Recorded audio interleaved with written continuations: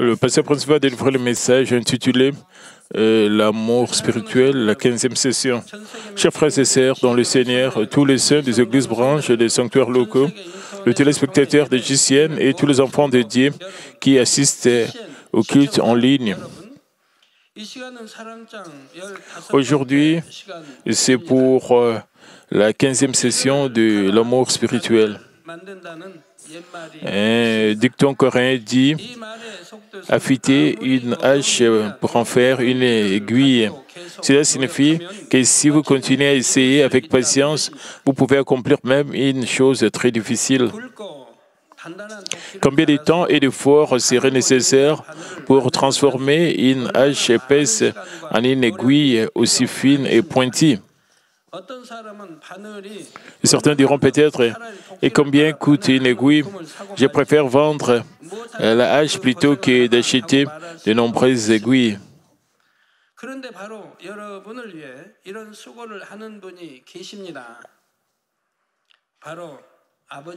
Pourquoi s'embêter avec des tâches inutiles, mais il y a quelqu'un qui fait ce genre d'efforts pour vous. Il n'est autre que notre Dieu le Père. Dieu continue de guider et de nourrir les âmes comme en broyant même de la séduire. Il en dit une personne jusqu'à ce qu'elle change, même si cela semble qu'il y ait peu de chance pour qu'elle change. Matthieu 12, 20 dit « Il ne brisera point les roseaux cassés et il n'éteindra point les luminaires qui fument jusqu'à ce qu'il ait fait triompher la justice. » Pour faire de chacun de nous un véritable enfant de Dieu, Dieu demeure avec nous encore et encore. Et ceux qui sont devenus ces véritables enfants comprennent ce cœur de Dieu et l'aiment du fond de leur cœur. Les gens qui ne connaissent pas Dieu le Créateur ont maudit Dieu et se sont opposés à celui qui est leur maître depuis leur création. Dieu a patiemment enduré leur ignorance pendant d'innombrables années et cela continue aujourd'hui pour sauver parmi eux des âmes dignes. Bien sûr, il peut parfois être difficile de devenir de vrais enfants de Dieu. Alors je vous exhorte à penser à l'amour de Dieu et qui vous entend immuablement. Si vous vous réjouissez de son amour et que vous lui en remerciez, il vous donnera une nouvelle force. Je vous exhorte à ne pas abandonner au milieu, mais à continuer votre course vers le royaume des cieux jusqu'à la fin.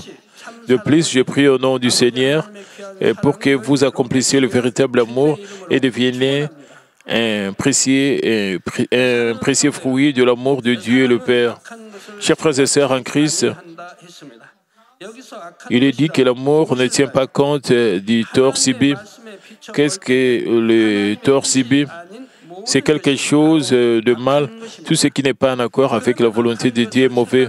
Ensuite, permettez-moi d'expliquer plus en détail ce qui signifie prendre en compte un préjudice subi. Il y a 3 aspects généraux et j'espère que vous vérifierez vous-même. Si vous trouvez quelque chose, je vous invite à le rejeter. Si je devais vous dire à vous, diacre ou ancien, vous êtes si méchant, vous pourriez rester bouche bée, vous demandant pourquoi je dirais une telle chose. Même si vous ne comprenez peut-être pas vraiment pourquoi vous entendez cela, essayez d'en découvrir davantage sur vous-même à travers l'enseignement d'aujourd'hui. Le premier aspect est que vous pensez et que vous voulez que quelque chose ne va pas chez les autres. Je pense que les gens, dans ces cas, sont si rares parmi les membres des Manmin. Les élèves des 2e et 3e ont probablement pensé 1 ou 2 fois que l'élève classé Et les élèves classés deuxième et troisième ont probablement pensé une ou deux fois que l'élève placé premier ait de faibles capacités d'apprentissage. Je vais dire ce genre de pensée. Dans le domaine des affaires ou dans les relations, les gens espèrent parfois que leur concurrent ou quelqu'un qu'ils détestent se trompera. Par exemple, disons que vous avez eu une dispute avec quelqu'un. Ensuite, vous le détestez tellement que vous pensez « j'aimerais qu'il trébuche et tombe ». Combien cette pensée est mauvaise? Avez-vous déjà pensé quelque chose de cette façon? Supposons également que quelque chose de grave soit arrivé à un voisin avec lequel vous n'aviez pas de bonnes relations.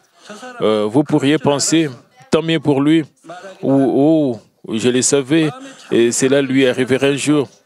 Si vous avez le véritable amour en vous, vous ne penserez jamais à une chose aussi mauvaise. Si ce malheur arrivait à vos enfants, vous ne penserez jamais ainsi. Et qui voudrait que sa chère épouse ou son mari soit malade ou ait un accident?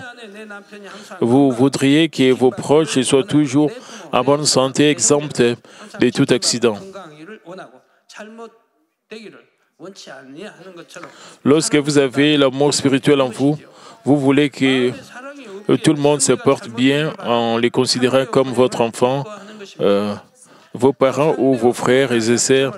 Si quelqu'un ressent de la joie lorsque les autres vont mal ou sont malheureux, cela prouve qu'il n'a jamais eu d'amour en lui. Et certains veulent aussi connaître les faiblesses des autres et le partager. En effet, certaines personnes sont désireuses de partager le point faible des autres. Il existe de nombreux médisants qui aiment écouter, faire des commérages et les répandre. À quoi cela sert d'écouter aux portes? À quoi bon connaître les faiblesses ou les secrets des autres? C'est de nature perverse que vous désiriez partager quelque chose de caché ou la faille des autres. C'est tellement un mauvais esprit. C'est tellement mauvais. Si vous êtes à une réunion et que quelqu'un commence à parler négativement d'une autre personne et que vous vous surprenez à écouter attentivement, vous devrez vérifier votre cœur. Vous devrez éviter d'entendre du mal des autres. Les gens spirituels se retournent pour ne pas l'entendre. Et si quelqu'un calomnie vos parents, voudriez-vous continuer à l'écouter? Vous vous boucheriez les oreilles pour éviter d'entendre et leur donnerez un avertissement de ne pas parler de cette façon. C'est pareil lorsque vous entendez parler de vos enfants, de votre partenaire de cette façon. Vous leur direz d'arrêter cela tout de suite. Bien sûr, il y a des cas où il faut écouter pour connaître le fait sur la situation d'une personne. Mais la raison pour laquelle les gens ont tendance à s'intéresser à de telles choses est généralement pour calomnier et faire des commérages sur les autres. Si vous ne voulez pas calomnier les autres, vous n'aimerez pas entendre des ragots, des rumeurs. Vous n'êtes jamais intéressé par de telles discussions. Mais Proverbe 17:9 dit « Celui qui couvre une faute cherche l'amour, et celui qui la rappelle dans ses discours divise les amis. » Le verset dit « Celui qui couvre une faute cherche l'amour. » Si vous aimez vraiment quelqu'un, vous dissimulez son erreur. Et si vous continuez à évoquer ces erreurs à plusieurs reprises, vous pourriez finir par creuser un fossé entre vous et votre ami proche. Ceux qui sont bons et qui ont l'amour dans leur cœur essaieront de couvrir la faute des autres. Même si on vous a appris à ne pas le partager ou à l'écouter, vous êtes prêt à faire le contraire. Combien vous êtes méchant, alors que devriez-vous faire? Vous les retirez simplement de votre cœur. Faites quelque chose comme les jeûnes, la prière avec V, jusqu'à ce que vous l'extirpiez de votre cœur, alors seulement la bonté sera remplie en vous. De plus, si vous avez l'amour spirituel, vous ne serez ni jaloux ni envieux lorsque les autres sont aisés. Il y a un dicton coréen qui dit « Si ton cousin achète un terrain et tu as mal au ventre, vous avez mal au ventre lorsque les affaires de vos voisins dont votre cousin sont prospères.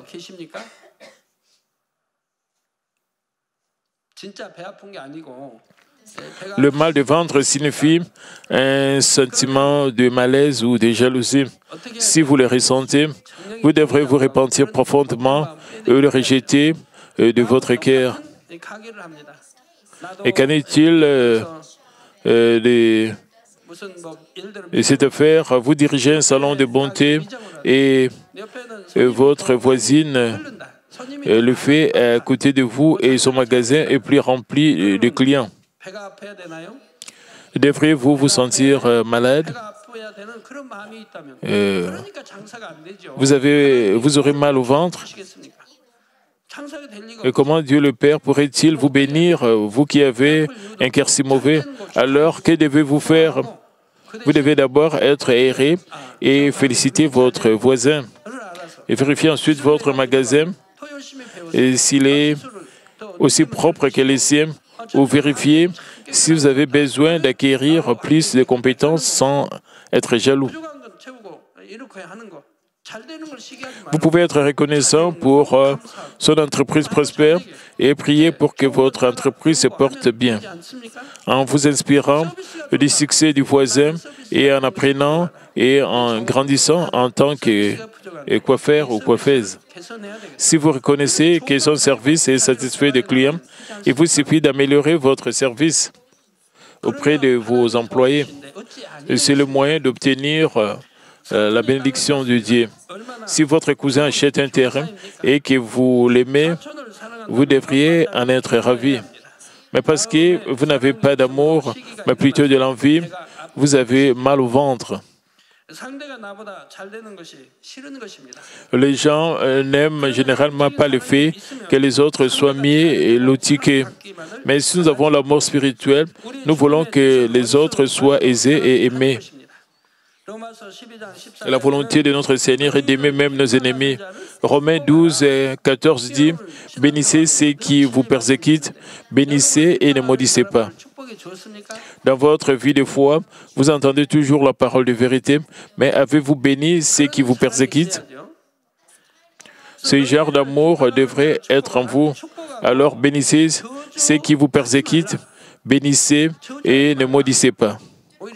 Ne maudissez pas, mais bénissez plutôt. Cela signifie même pour le bien de ceux qui vous persécutent. Mais vous êtes trop méchant pour espérer la bénédiction de votre famille, de vos parents, de votre mari qui vous persécutent. Puis, en versant des larmes, vous priez, « Dieu, s'il te plaît, aide-moi. S'il te plaît, ne laisse pas mon mari me persécuter. » Pensez-vous que Dieu pourrait donner une réponse? Si vous priez en agissant contrairement à la vérité, cela serait-il exaucé? La parole de Dieu dit que si vous priez en pensant au péché, en ayant du péché dans vos pensées, Dieu se détournera de vous et ne répondra pas. Si vous priez avec un tel esprit mauvais, recevez-vous des réponses? Alors quand quelqu'un comme ça arrive, je réponds toujours comme si vous devriez rapidement atteindre la sanctification et vos problèmes seront résolus. Mais ces gens ne disent même pas Amen. Donc c'est très frustrant. Je leur ai dit comment résoudre votre problème. Alors ils devraient dire Amen et rapidement atteindre la sanctification et ne pas être persécutés. Mais elles ne disent même pas Amen. Je prie au nom du Seigneur pour que vous désiriez tout seulement que les autres soient prospères et que vous les bénissiez, même s'ils vous font du mal, afin que vous recevez plus de grandes bénédictions.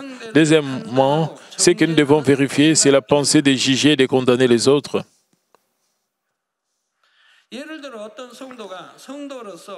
Par exemple, supposons que vous voyez un autre croyant entrer dans un endroit où le croyant ne devrait pas aller. Alors, qu'est-ce qui vous viendrait à l'esprit? Comment peut-il faire cela?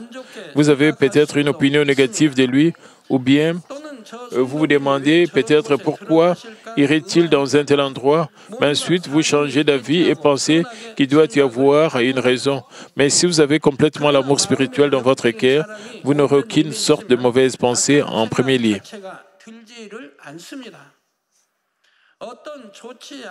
Même si vous entendez quelque chose qui n'est pas bon, vous ne l'accepterez pas avec jugement. Premièrement, vous penserez et de la meilleure façon possible. Ensuite, vous ne jugerez et ne condamnerez personne jusqu'à ce que cela se révèle. Vous n'avez pas besoin de juger ou de condamner jusqu'à ce que cela se révèle ou jusqu'à ce que vous le vérifiez directement. Si vous avez entendu ce que vous n'auriez pas dû entendre, vous devez vous en repentir. Dans la plupart des cas, lorsque le parent entend du mal de leurs enfants, comment réagissent-ils? Ils ne l'acceptent pas facilement et insistent sur le fait que leurs enfants ne feraient pas de telles choses. De la même manière, si vous aimez vraiment quelqu'un, vous essayerez de penser à lui de la meilleure façon possible. Cependant, de nos jours, il est si facile de voir des gens penser et dire du mal des autres.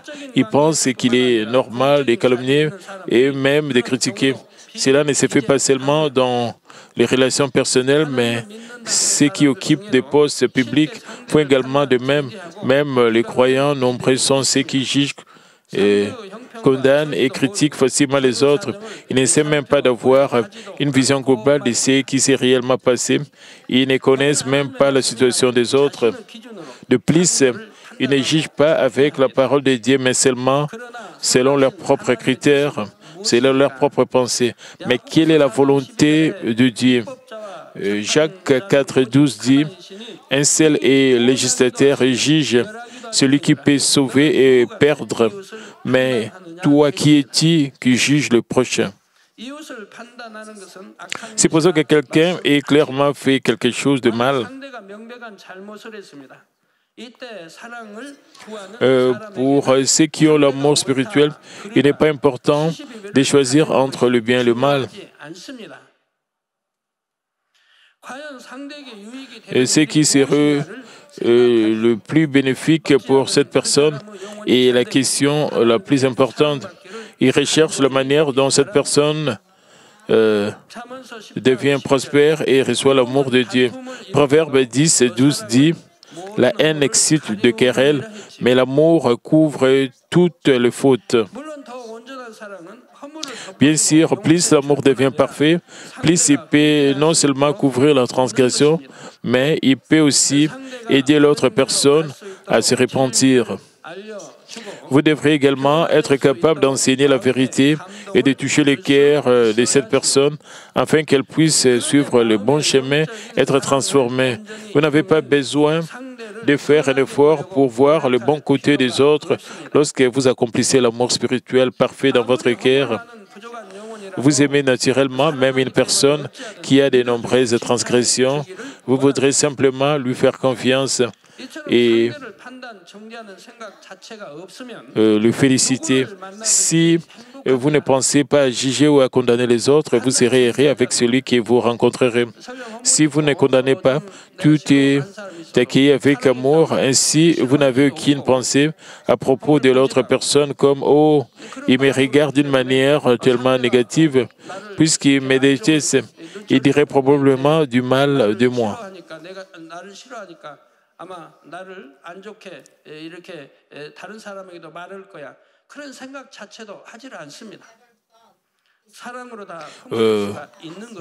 Vous ne pensez jamais de cette manière si vous avez l'amour spirituel en vous. Je prie au nom du Seigneur pour que vous accomplissiez tous rapidement l'amour spirituel afin que vous puissiez profiter chaque jour du bonheur du royaume des cieux. Le troisième aspect concerne toutes les pensées qui ne sont pas en accord avec la volonté de Dieu. Et tout ce qui n'est pas en accord avec la volonté de Dieu, selon la parole de Dieu, est mauvais. Non seulement avoir de mauvaises pensées à l'égard des autres, mais aussi avoir des pensées qui ne sont pas en accord avec la volonté de Dieu sont de mauvaises pensées. Dans le monde, on dit que les gens qui vivent selon les normes morales et selon leur conscience vivent dans la bonté. Cependant, même si l'on dit qu'ils agissent avec un bon cœur et moralité, en réalité, certains d'entre eux n'ont rien à voir avec la bonté devant Dieu. De plus, certaines choses sont complètement à l'opposé de la parole de Dieu. C'est la parole de Dieu peut être la norme absolue de la bonté. Et la vérité identifiée par Dieu, la bonté, et qui est la bonté elle-même, est le seul critère permettant de mesurer la bonté. Et comme la première partie de Hébreux 12:1 dit, nous aussi, puisque nous sommes environnés d'une si grande nuée de témoins, il y a tellement de témoins pour témoigner de ce fait. Et tant de personnes témoignent des bénédictions qu'elles ont reçues et des bons fruits qu'elles portent lorsqu'elles vivent selon la parole de Dieu. De même, tout ce qui n'est pas conforme à la parole de Dieu, seule norme absolue de bonté est mauvais. C'est parce que tout ce qui n'est pas en accord avec la volonté de Dieu est un péché. Le péché est l'iniquité, c'est-à-dire la violation de la loi de Dieu. 1 Jean 3:4 dit « Quiconque pêche transgresse la loi et le péché est la transgression de la loi. » Frères et sœurs, permettez-moi de vous expliquer le péché et le mal un peu plus en détail. Si vous comprenez correctement ces concepts spirituels, cela vous sera utile pour vous sanctifier. Si vous ne connaissez pas exactement les concepts spirituels, vous ne pouvez pas comprendre la Bible, quelle que soit la fréquence à laquelle vous la lisez. Généralement, le péché et le mal sont tous des contre-vérités qui vont à l'encontre de la parole de Dieu, la vérité. Disons que les deux sont faux. Ils sont tous des ténèbres à l'opposé de Dieu qui est la lumière. Mais plus en détail, ils sont différents l'un de l'autre. Pour comparer ces deux éléments à un arbre, le mal est comme la racine qui est dans le sol et n'est pas visible, et le péché est comme les branches, le feuille et le fruit.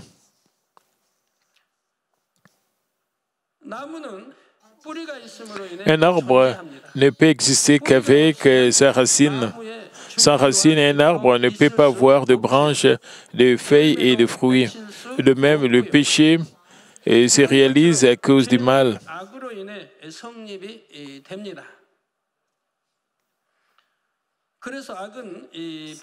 Ainsi, le mal a des racines invisibles dans la terre parce qu'il est dans la terre.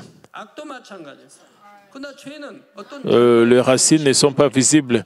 Il a fait de même pour le mal. Cependant, le péché est visible parce qu'il entraîne certaines conséquences.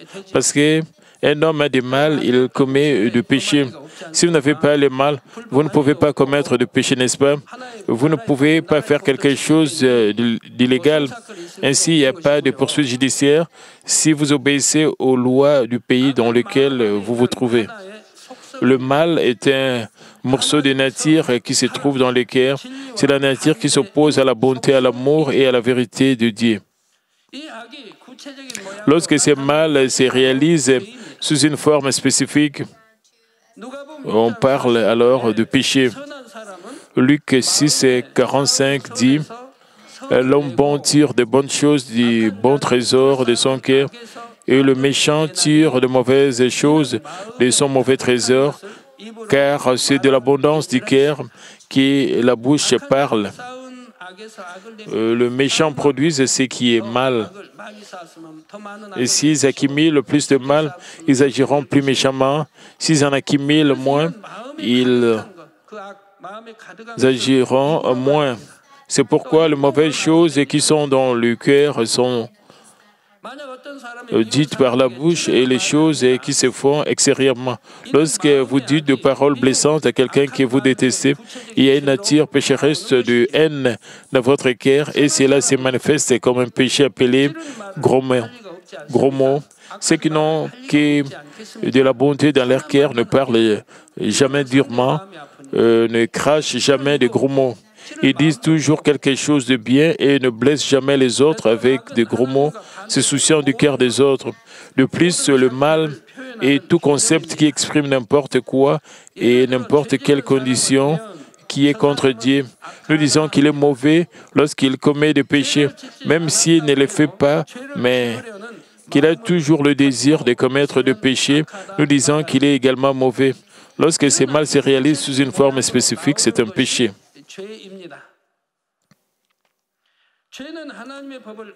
Le péché consiste à violer la loi de Dieu. C'est pourquoi nous appelons cela l'iniquité. Par exemple, la parole de Dieu nous dit d'aimer, et si nous haïssons, c'est commettre un péché appelé haine. Dieu nous dit de sanctifier le sabbat, et si nous violons le sabbat, c'est aussi un péché. L'observance du sabbat est la loi la plus importante que nous devons garder, et lorsque vous la violez, mais cela peut constituer un crime grave. De même, un péché est réalisé et spécifié selon la norme appelée parole de Dieu et qui est les commandements. Ainsi, le péché peut être classé en choses spécifiques de la chair et en œuvres de la chair, telles que la haine, l'envie, la jalousie, l'adultère, etc., sur la base de la parole de Dieu, à savoir le commandement. Et juste pour parler de péché ou de crime de ce monde, selon qui ils commettent le crime, cela peut être contre une nation, le public ou un individu. En outre, l'ampleur du crime varie. Cependant, le fait que vous ayez du mal dans votre cœur ne signifie pas nécessairement que vous commettrez un péché. Si vous vous débarrassez du péché, dans une certaine mesure, vous ne commettrez pas de péché même si du mal reste dans votre cœur. En ce moment-là, vous pouvez faire preuve de complaisance et dire « j'ai accompli beaucoup », mais pour devenir complètement sanctifiés, nous devons nous débarrasser de la nature pécheresse au plus profond de notre cœur et même du mal qui est dans notre nature depuis notre naissance. Dieu est parfait, il n'a aucun défaut ni tâche. Ainsi, Dieu est appelé, Dieu est parfait, c'est un Dieu parfait. Même si nous ne commettons pas de péché, tout ce qui n'est pas parfait est une forme de mal aux yeux de Dieu. Comme vous lisez dans 1 Thessaloniciens 5, 22, abstenez-vous de toute espèce de mal, abstenez-vous de toute forme de mal. Il est dit que peu importe sa taille, quelle que soit sa forme, débarrassez-vous du mal sous toutes ses formes. Ce n'est que lorsque nous rejetons complètement toute forme de mal et accomplissons la sanctification et la parfaite sanctification que nous pouvons dire que nous sommes pleinement sanctifiés. Dieu est avant tout amour. Fondamentalement, les commandements de Dieu peuvent être condensés en amour. 1 Jean 3, 23 dit, et c'est ici ce commandement, et que nous croyons au nom de son Fils Jésus-Christ et que nous nous aimions les uns les autres selon les commandements qu'il nous a donnés. Et que signifie croire au nom de son Fils Jésus-Christ? Qu'est-ce que cela signifie? Cela signifie-t-il que vous devrez connaître le nom de Jésus-Christ? Cela signifie que vous devez croire en Jésus-Christ de tout votre cœur et pas seulement en connaître le nom. Lorsque vous croyez au nom de tout votre cœur, vous êtes tenu de garder le commandement de Dieu. Alors, vous êtes prêts à vous aimer les uns les autres en suivant la loi de Dieu, en croyant au nom de Jésus-Christ. Si vous gardez la loi de Dieu selon laquelle vous devez aimer votre ennemi, vous pouvez garder toutes ces lois contenues dans les 66 livres de la Bible. Rien n'est impossible. Par conséquent, toutes les lois de Dieu sont dans l'amour. Romains 13 et 10 dit « L'amour ne fait point de mal au prochain. » L'amour est donc l'accomplissement de la loi. Il est dit que l'amour ne fait pas de mal au prochain. Ainsi, vous seuls le faites aux gens d'à côté. Cela signifie que l'amour ne fait de mal à personne. Pourquoi? Parce que c'est l'amour. Il est donc dit que l'amour est l'accomplissement de la loi.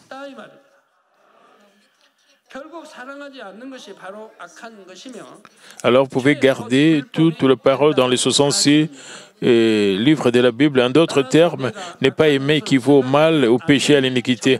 Par conséquent, pour vérifier si vous prenez en compte le mal subi, vous vous examinez sur combien d'amour vous avez en vous. Dans la mesure où nous aimons Dieu et les autres hommes, nous ne tiendrons pas compte du tort subi.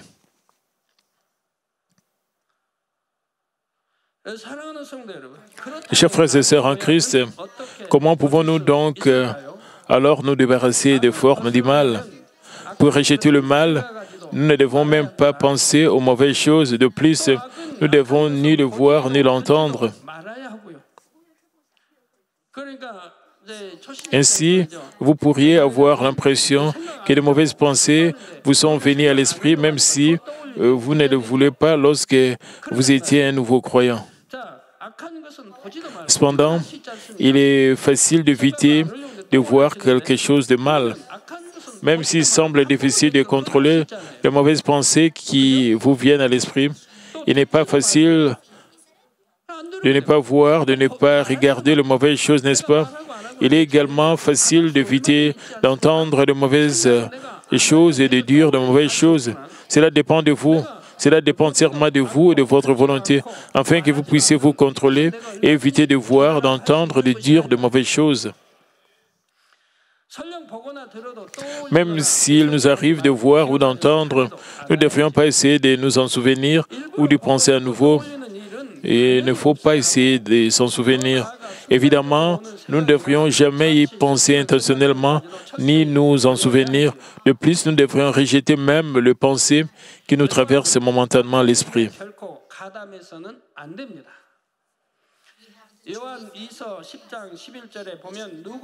Nous ne devons pas rejoindre les mauvaises choses, participer aux mauvaises choses. Des gens 1, 10 à 11 dit, si quelqu'un vient à vous et n'apporte pas cette doctrine, à savoir la doctrine de Christ, ne le recevez pas dans votre maison, ne lui dites pas salut, car celui qui dit salut participe à ses mauvaises œuvres. C'est ce que Dieu nous conseille d'éviter le mal et de ne pas de l'accepter. C'est parce qu'un homme charnel peut facilement être essuyé par le mal. Les hommes héritent de la nature pécheresse de leurs parents. En vivant dans ce monde, les gens entrent en contact avec tant de contre-vérités. Sur la base de cette nature pécheresse et de ces contre-vérités, une personne développe son caractère personnel ou son moi. Une vie chrétienne consiste à se débarrasser de ces natures pécheresses et de ces contre-vérités dès le moment où nous acceptons le Seigneur. Il ne suffit pas d'aller à l'église, de prier et de donner la dîme pour accomplir votre vie de foi. L'essentiel de la vie de foi est de se débarrasser de la nature pécheresse et de la contre-vérité dans votre cœur. Vivre une vie de foi signifie écouter la parole, recevoir la grâce, être éclairé, mettre son esprit à la volonté de Dieu, l'accomplir et abandonner le péché. Et ça, c'est la vie de foi. Pour vous débarrasser de cette nature pécheresse et des contre-vérités, nous avons besoin de beaucoup de patience et d'efforts.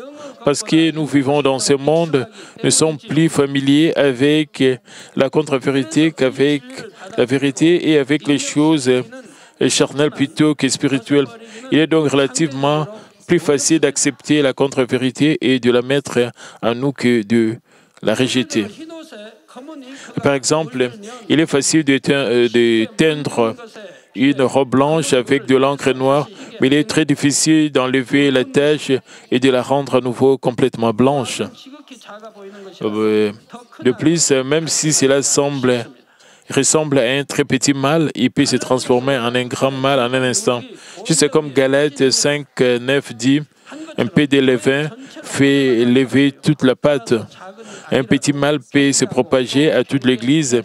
Par conséquent, nous devons être prudents, même face à un tout petit peu de mal. Pour pouvoir ne pas penser au mal, mais le rejeter complètement, nous devons les haïr. Vous devez détester le mal sans condition. La première partie des psaumes 97, 10 dit, vous qui aimez l'Éternel, haïssez les mal. Proverbe 8, 13 dit, la crainte de l'Éternel, c'est la haine du mal. Si vous aimez passionnément quelqu'un, vous aimerez que cette personne aime ce que cette personne aime et vous n'aimerez pas ce qu'elle n'aime pas. Même entre couples mariés, disons que vous vous aimez vraiment, disons que vous ne pourriez pas vivre sans votre mari et que vous ne pourriez pas vivre sans votre femme. Si tel est le cas, vous serez tous les deux d'accord. Vous aimez les aliments salés et votre partenaire aime les aliments fades. Alors, qu'est-ce que vous dites? Êtes-vous simplement têtu de votre part? Vous ne pouvez pas demander à votre partenaire de manger de la nourriture exactement comme vous l'aimez. Pourquoi vous aimez tellement votre partenaire? Vous mangerez selon le goût de votre partenaire, peu importe que ce soit trop salé ou fade à votre goût parce que vous aimez votre partenaire. Si votre partenaire vous aime, que se passe-t-il? Votre partenaire essaie également de manger comme vous l'aimez, mais que se passe-t-il si les goûts de votre couple sont différents? Vous devez trouver un consensus. Vous aimez les aliments fades et votre proche aime les salés. Alors, parlez-en entre vous et vous pourrez alors contrôler la quantité de sel qui entre dans votre nourriture. Le résultat est que vous finissez par manger des aliments un peu plus salés et que votre partenaire mange moins d'aliments salés. De cette façon, votre relation durera tout en vous aimant. Si vous faites cela, il n'y aura pas de querelle entre vous et votre partenaire. Il n'y aura aucune excuse pour les différences de personnalité. Que se passe-t-il si un couple a la même personnalité? Lorsqu'un couple a des personnalités similaires, cela peut en effet être une mauvaise chose. Si vous êtes tous les deux introvertis, vous ne parlerez pas à la maison et vous vous contenterez de lire les journaux, de faire votre propre travail. Et si les deux étaient durs, y aura-t-il pas de combat tous les jours? Le mariage est une vie dans laquelle deux personnes aux personnalités différentes se rencontrent et parviennent à un accord.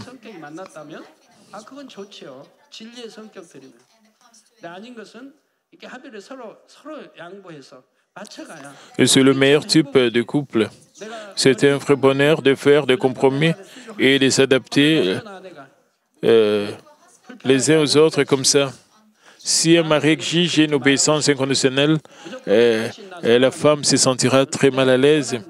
Il existe également des cas où une femme demande à son mari de faire ce qu'elle veut et s'il aime. Et dans tous les cas, si vous aimez quelqu'un passionnément, vous aimerez ce qu'il aime et n'aimerez pas ce qu'il n'aime pas. De même, si vous aimez Dieu, vous garderez le commandement de Dieu. Quand les enfants de Dieu qui ont reçu le Saint-Esprit commettent des péchés, le Saint-Esprit gémit en eux, alors dans leur cœur, ils se sentent affligés. Ensuite, ils réalisent que Dieu déteste les choses qu'ils ont faites. Ils essaient de ne plus commettre de péché. De plus, comme ils aiment Dieu plus profondément, ils voudraient ressembler complètement à Dieu et se rapprocher de lui. Ils essaient de rejeter même la petite forme de mal et de ne plus accepter le mal. Le mal est une chose tellement inutile. Proverbe 22, 8 dit « Celui qui sème l'iniquité moissonne l'iniquité. Ceux qui sèment le mal récolteront le désastre. » En fin de compte, le résultat du mal est un désastre. Les épreuves, les tribulations et le désastre arrivent. Les gens tombent malades, les choses tournent mal dans les affaires ou au travail. Et comme dit, si nous semons le mal, nous récolterons des ennuis. Des maladies peuvent survenir sur nous ou sur nos enfants, ou nous pouvons être confrontés à des accidents. Nous pouvons vivre dans les chagrins à cause de la pauvreté ou de problèmes familiaux.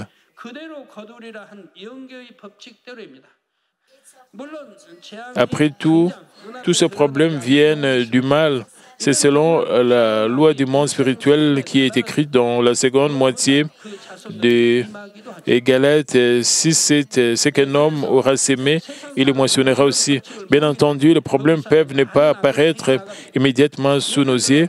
Dans ces cas, lorsque le mal s'accumule dans une certaine mesure, il peut même s'abattre sur nos enfants plus tard. Parce que les gens du monde ne comprennent pas ce genre de règles.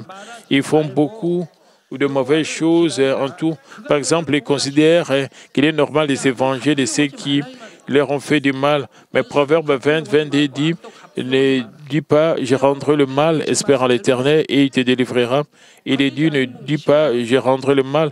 Mais qu'en est-il de vous? Vous vous sentez coupable ou non en écoutant ce verset? Sauf les gens qui ont atteint la sanctification. La plupart des saints qui écoutent ce verset pourraient se sentir coupables. Même si vous ne l'exprimez pas extérieurement, vous souhaiterez peut-être rendre du mal à quelqu'un qui vous a fait du mal. Mais la parole de Dieu dit, ne dis pas, je rendrai le mal. Et s'il vous plaît, ne pensez pas à rendre le mal.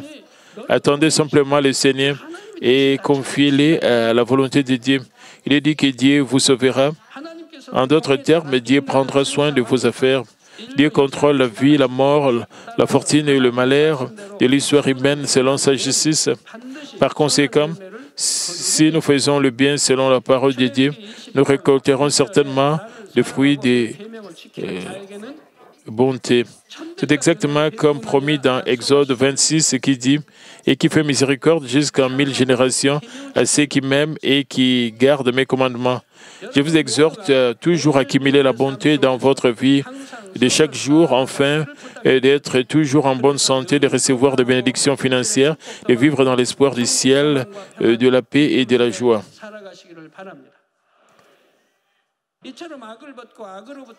Pour rejeter le mal et nous en préserver, nous devons haïr le mal.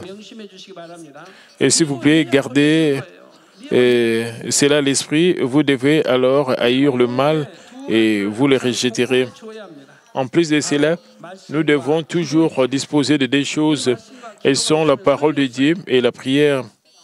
Sans ces paroles et ces prières, cela ne sert à rien. Votre âme ne peut pas prospérer. Vous ne pouvez pas naître de nouveau par l'Esprit. Et ces paroles et prières doivent toujours être suivies. Lorsque nous méditons la parole de Dieu jour et nuit, nous pouvons chasser les mauvaises pensées et avoir des pensées spirituelles et bonnes. Nous pouvons comprendre les méthodes permettant de déterminer quel type d'âme constitue, quel type d'acte constitue un acte d'amour véritable. De plus, pendant que nous prions, nous méditons sur la parole plus profondément afin de pouvoir réaliser le mal dans nos paroles et nos actes. Lorsque nous prions avec ferveur, avec l'aide du Saint-Esprit, nous pouvons dominer et rejeter le mal dans notre cœur. Je prie au nom du Seigneur pour que vous rejetiez tous rapidement le mal avec la parole de Dieu et la prière, afin que vos pensées, vos paroles soient remplies seulement d'amour. Permettez-moi de conclure le message. Chers frères et sœurs en Christ, 1 Pierre 4, 8 dit « Avant tout, ayez les uns pour les autres un ardent amour, car l'amour couvre une multitude de péchés. » Quel type de problème rencontrez-vous dans votre vie? Après tout, la clé pour résoudre tous les problèmes, c'est l'amour, c'est la clé. J'espère que vous aimerez Dieu et les gens qui vous entourent avec plus de diligence. Lorsque nous aimerons nos frères pour la première fois et pardonnerons leurs transgressions, Dieu pardonnera également une multitude de nos péchés et résoudra également la plupart des problèmes causés par nos péchés. Vous savez déjà ce qu'est l'amour et ce que signifie aimer.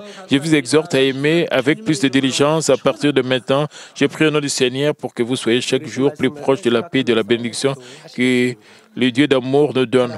Prions tous concernant ces messages. Père éternel, merci encore pour ce message combien profond concernant l'amour spirituel. Permets que nous puissions vraiment accomplir l'amour spirituel dans nos cœurs, que nous puissions accomplir l'amour parfait en nous. Aide-nous à atteindre la sanctification et la parfaite sanctification. Permets que nous ne puissions pas juger les autres, que nous ne puissions pas avoir de mauvaises pensées contre les autres, que nous ne puissions pas souhaiter le mal aux autres, Père, mais permets que nous puissions couvrir les transgressions des autres, que nous puissions aider les autres à changer, à se repentir. Père, aide-nous vraiment à développer, à réaliser, à accomplir l'amour spirituel en nous, que nous puissions être complètement changés, transformés. Permets que nous puissions garder tes commandements, que nous puissions garder ta parole, que nous puissions vivre dans la lumière, dans la vérité, pour te glorifier au nom de notre Seigneur Jésus-Christ. J'ai prié. Amen. Maintenant, nous allons recevoir la prière du pasteur principal pour les malades. Posez vos mains sur vos parties malades. Et si vous n'êtes pas malade, posez votre main sur votre poitrine pour recevoir le désir de votre foi.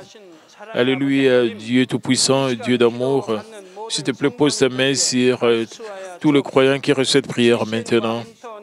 Montre tes œuvres transcendant le temps, l'espace, sur tous ceux qui reçoivent prière, sur GCN, sur Internet, via satellite, dans les églises branches, les sanctuaires locaux et sur tous les enfants dédiés partout à travers le monde. Donne-leur la foi de croire du fond de leur cœur.